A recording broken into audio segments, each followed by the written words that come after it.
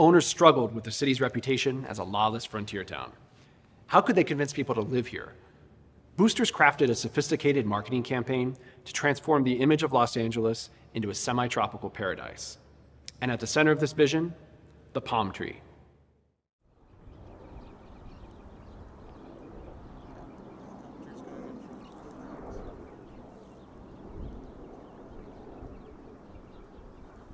If you come from a cold Midwestern or New England climate of 1885, and you get a postcard that you're going to write home to your family that didn't come with you, inevitably, your first line will be, "Dear loved ones, the weather is astonishing. I wish you were here."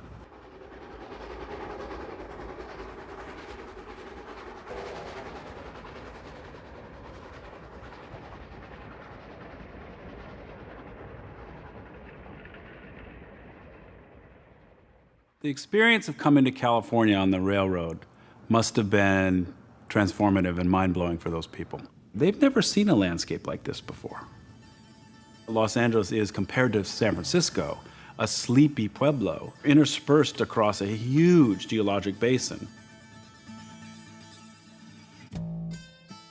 The Southern Pacific Railroad makes its transcontinental leg arrive in Southern California in 1876. So the notion that the railroad has arrived at the edge of the continent 100 years to the year of the founding of the Republic, for them it means national triumph, industrial triumph, commercial triumph. It changes the dynamic between the attractions of California, what had been before, versus what happens in the railroad period. The railroads are deeply and fundamentally intersecting with real estate. The booster era, which we date from generally the early 1880s forward, the sheer exuberance of it, the hyperbole, the excitement, the language, the adjectives, that equation creates something like the nation had never seen before. Southern California rises, LA rises at the moment of railroad sophistication transcontinentally, at the moment of the democratization of photography, and Los Angeles invites that, because the camera is so fond of Southern California and upbuilding of Los Angeles. Railroads have entire departments that are devoted to buying and selling the image of Southern California, and they're very good at it. So the PR and communication departments for the big railroads have sophisticated communication wings that are busy painting pictures, taking photographs, writing narrative, printing posters, printing maps, and getting the word out that, hey, you might like to come out here too. There is probably no single area holding so much of charm and beauty and the good things of life as Southern California. There is a sense that there is promise that's being sold.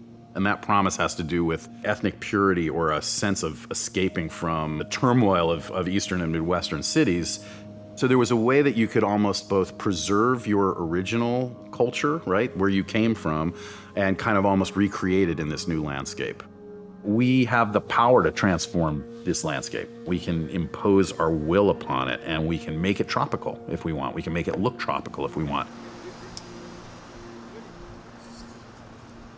I think, most Californians, they can imagine California without citrus, without palm, all these things that did not exist here. Taking these trees out of the tropics, taking them to Los Angeles, you are domesticating them, making them less exotic, but still, again, semi-tropical. So that was this kind of favorite descriptor of boosters, of real estate agents, tourism promoters, semi-tropical California, like come here, enjoy the weather, get well, buy property, get rich.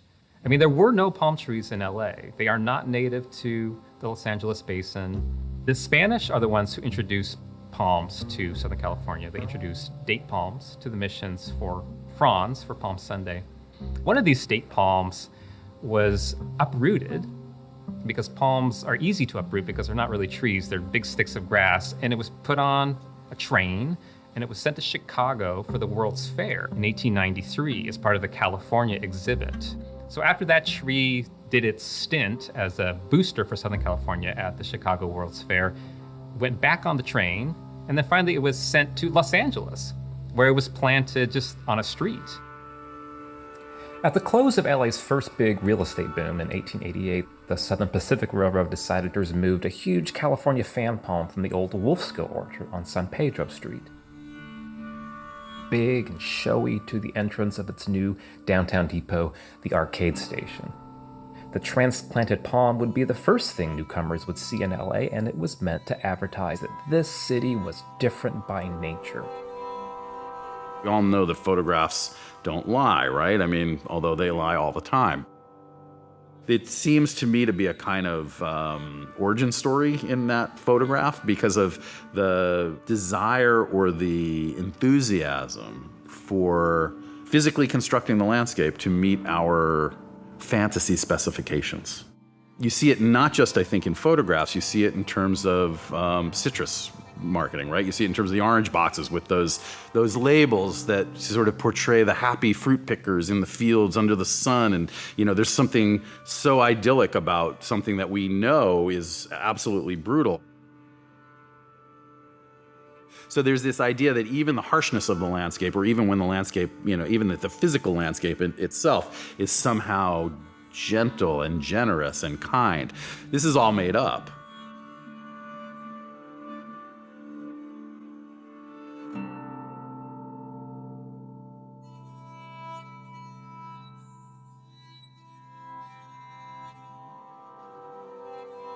There are a number of photographs from the Los Angeles past that position either in the foregrounding or the backgrounding something ancient, something modern, something that was before, something that's the future.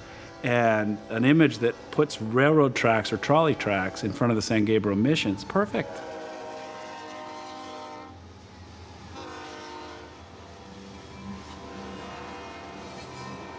Oftentimes the images are scrubbed of some of the darker aspects of the growth of this place. So they're oftentimes scrubbed of the poor or scrubbed of the non-white. They live in an earlier period, and the future belongs to us. In the 1850s, European Americans or Europeans in Southern California, about 20%. By the latter 1880s, those percentages are the opposite. So the growth of the white population is stunning. Now, do those people think they're involved in a racial regime change?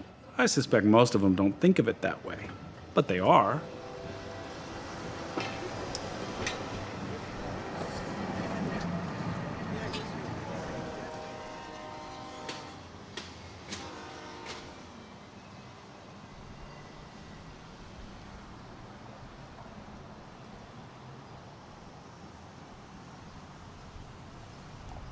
In 1914, LA has embraced the automobile, the Arcade Station is scheduled for demolition, and this Pueblo-era palm, quite possibly the city's oldest palm, is moved yet again, this time to South Figueroa.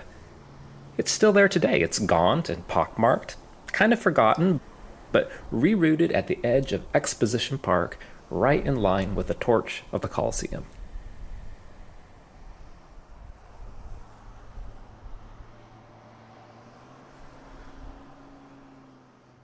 With only a handful of sworn lawmen patrolling the blood-stained streets of Los Angeles, many Angelenos took the law into their own hands.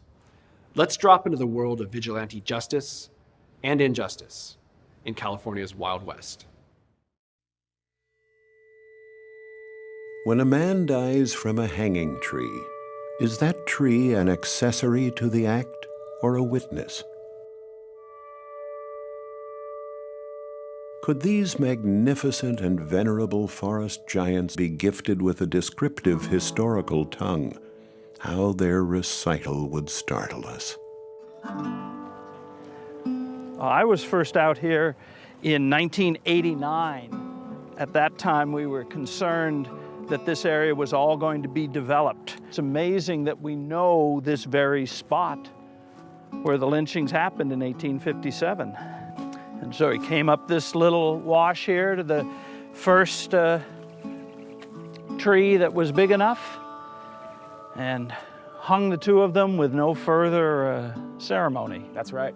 It's an illegal hanging, it's a lynching, but the two men that Pico hung here were both with Flores and his gang.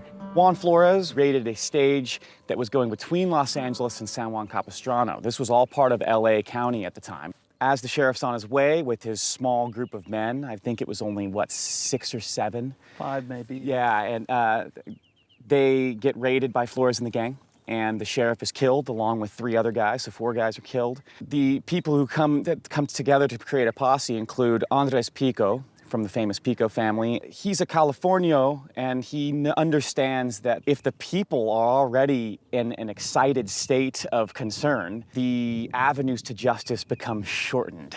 The benefits of that, in their minds, superseded the benefits of having a legitimate trial.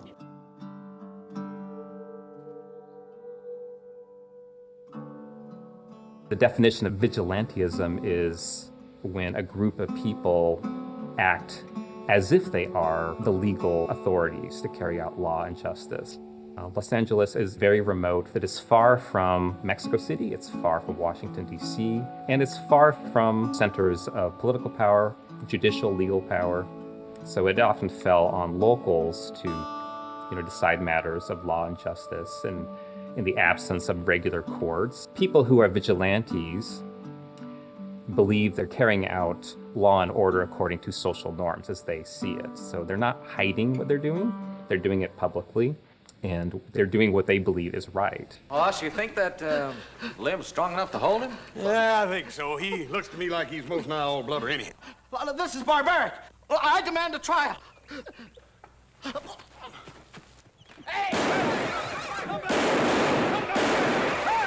The history of violence in the American South is, dark and shameful, whereas somehow Western violence is playful. Watch it, it's loaded. It's innocuous and somehow entertaining. You got him, Marty! It's like, oh, that's the Old West, it's the Wild West, it's the frontier days, it's the gold rush. There are many California towns who are basically making up, inventing histories of vigilantism, and said, under this tree, under this oak tree, under this sycamore, this outlaw was strung up.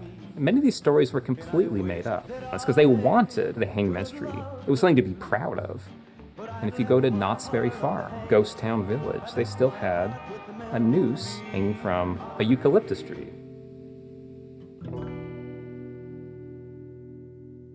The tree on which the boy was hanged was a healthy, vigorous young oak in full leaf.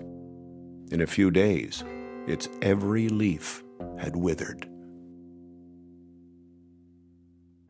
This is something Phil and I do all the time. We've done it with other things in Orange County history where we have pictures or we have descriptions of things, and we literally go out into the field and you can, hey, is this?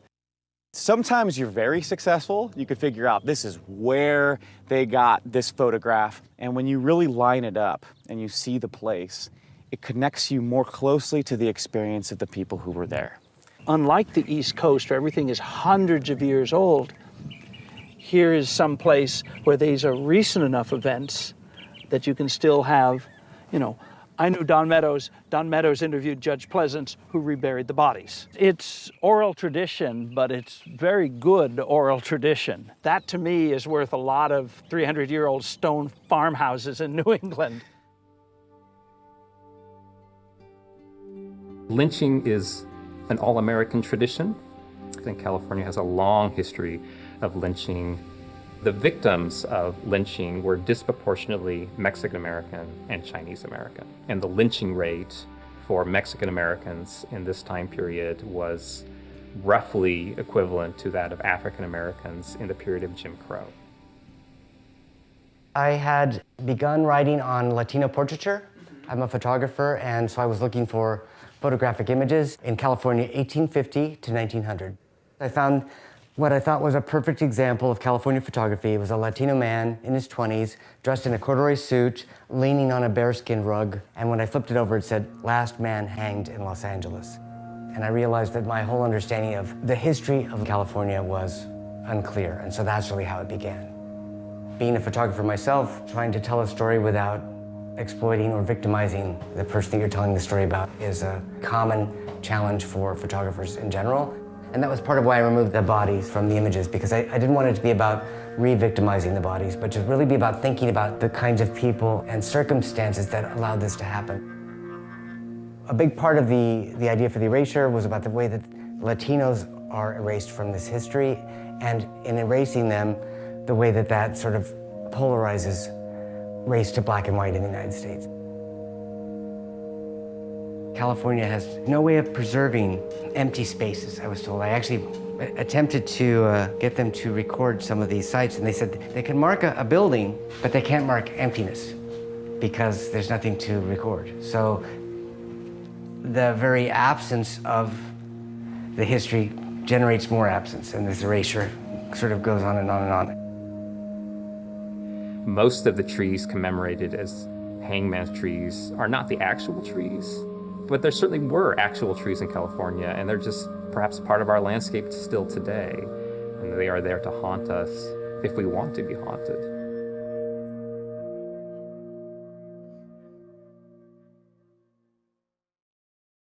A photograph from 1870 is captioned, "The Last Lynching in Los Angeles."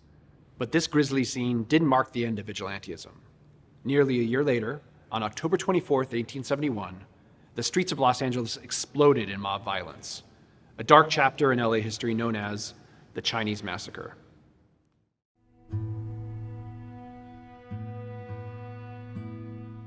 Sonora Town was a place where there was a lot of conflict, you might say. There were some bars and saloons. It was often the place where some of the poorer residents of the community lived. So there was already a pretty diverse population. There were immigrants who had come from South America, who had come from Europe. There were French, there were Jews, there were Germans.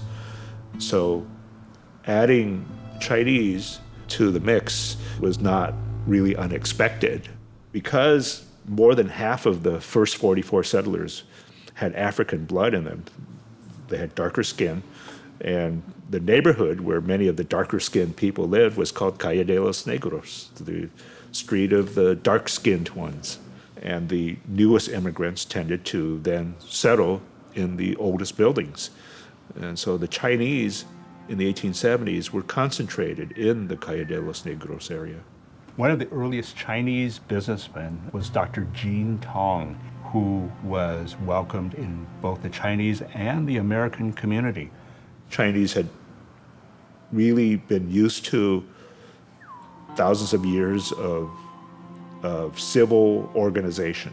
There would be an organization, a tong, that would support the laundrymen, or another organization to basically deal with their rights. Let's say there was a discriminatory ordinance against them, they would organize, hire a lawyer. Fighting erupted between these two tongs, and that's when everything came to a head. Yesterday evening, about 5:30, the quarrel, which had been brewing for some days past between the Chinese companies in this city, culminated in a shooting affray in Negro Alley between the Chinamen, and one of them shot Ah Choi in the neck, of which wound he has since died. The policemen immediately came to where the shooting took place. There were only something like 6 police officers in LA at that time. It's not much of a police force per se. An officer named Jesus Bilderain approached the Coronel Adobe. Officers Jesus Bilderain, Sepulveda, and Esteban Sanchez and several others rush in and separate the combatants. Hardly had this been done when the Chinamen commenced an indiscriminate firing, shooting rapidly at the police, at each other, and at every man in sight. After 25 or 30 shots had been fired, an officer Bilderain shot through the shoulder. The citizens armed themselves hastily and ran to the rescue of the police. A fellow named Robert Thompson, who had been a bar owner, they call him a rancher sometimes. He was a guy who basically hung around the bars. He accompanied Officer Bilderain toward the Coronel Adobe, where there was a lot of shooting going on inside the building. Mr. Robert Thompson, one of our oldest residents and most quiet and respectable citizens, was one of the first to gain the porch in answer to the cries of the police. Shot rang out. Officer Bildering was hit, so he warned Robert Thompson, hey, stay out of there. Thompson went in front of the door as if to enter, threw his hand on his breast. Essentially, Robert Thompson decided that he was going to try and solve the problem, so he stepped into the Coronel Adobe, fired in there, and the return fire hit him. He did die a short time later. So the report went out like wildfire that the Chinese were shooting at whites, when in reality he had stepped into a situation he should not have stepped into. By this time, the house in which the Chinese devils had taken refuge was surrounded by citizens, armed with pistols, shotguns, and any convenient weapons. For several minutes, hardly a shot was fired. Suddenly, a noise as of falling boxes was heard within the house, and under cover of a volley from his comrades, one Chinaman left the house and attempted to run across the yard, but was knocked down by the first bullets. Another escaped into Los Angeles Street, but was captured by the crowd, dragged through the streets to the eastern gate of the old Tomlinson Corral, and hung. The best account that I've seen says that 18 were actually killed. The first actually was Dr. Jean Tong, who was well-known and well-respected. Some people apparently tried to stop the rioters. Dr. Tong may have died because he was being dragged to the gallows. At the first attempt, the rope broke. A stronger one was substituted. The breath of the wretch went out into the night air, and his body was left dangling from the upper cross piece of the gate. 8 Chinamen were found within and dragged out to the infuriated crowd. The crowd maddened with the taste of blood and clamored for more. Down Los Angeles Street, a boy ran out of a building near Hicks' shop and said he had a rope. There were in the crowd Germans, Irishmen, and Mexicans, judging from their language. Some cried, "Hang him!" Some others, "To the jail!" Mr. Johnson, the shoemaker, had a cocked six-shooter and said, "God damn him, if you don't put a rope around his neck, I'll shoot him anyhow." They did go out and seek all the Chinese they could find out in the streets. They went into their buildings or places of business, their residences, dragged them out, in some cases cut a hole in the tar roof and shot through them. 10 were hung on the west side of Los Angeles Street below Commercial. 5 were hung at the Tomlinson's Corral, and 4 were shot in Negro Alley and vicinity. 2 of the Chinamen hung were boys of 18 or 19 years, and one of them is said to have only been in the city a few days. In general, there was really a big outcry against the lawlessness. The civilized folks in New York were horrified that this Wild West town could allow such a thing to happen. There was a calling for prosecution of the perpetrators. So there were trials. Because of the mob-like process, it was hard to identify specific persons as being responsible for specific deaths. On Tuesday night, vengeance did not seek out the guilty Chinamen, but dealt death to the Chinese indiscriminately. So you would think that an incident in 1871 would cause people to go elsewhere, but LA's Chinese population kept growing because local economy depended on Chinese labor. By the 1920s and 1930s, the major railroads got together and said, we'll create a Union Station. And the site that they ultimately chose was the old Chinatown on the east side of Alameda. And that forced the displacement of maybe half the Chinese population in LA. 5 years after the Chinese massacre, the arrival of the railroad brought a swift end to LA's days as a murderous frontier outpost. What kind of city would newcomers build in its place? And with what? We'll find out on the next Lost LA.